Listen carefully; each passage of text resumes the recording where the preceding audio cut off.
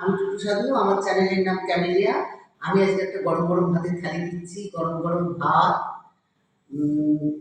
ডালটা হয়েছে আনাজ দিয়ে, মিষ্টি কুমড়ো, পেঁপে, সন্ধ্যে ডাঁটা, কচু, কাঁচা লঙ্কা ছিঁড়ে একটা আনাজ দেওয়া ডাল হয়েছে, আর চিকেন কষা, আর পোস্ত, কাঁচা পোস্ত বাটা। আপনারা কে খান জানি না, তবে যদি না খেয়ে থাকেন একদিন বানিয়ে খেয়ে দেখবেন, খুব ভালো লাগবে। কাঁচা পোস্তকে বেটে পেঁয়াজ কুচি, কাঁচা লঙ্কা কুচি ঝিরিঝিরি করে কাঁচা তেল নুন দিয়ে মেখে ভাতে খাবেন, দেখবেন খুব ভালো লাগে। আর কামরাঙ্গা পোস্ত আপনারা খেয়েছেন কিনা জানি না, এটা আমি ছোটোবেলার থেকেই খেয়ে আসছি। এখানে কলকাতা শহরে এত খাওয়ার সময় হয় না, আজকে বানিয়েছি।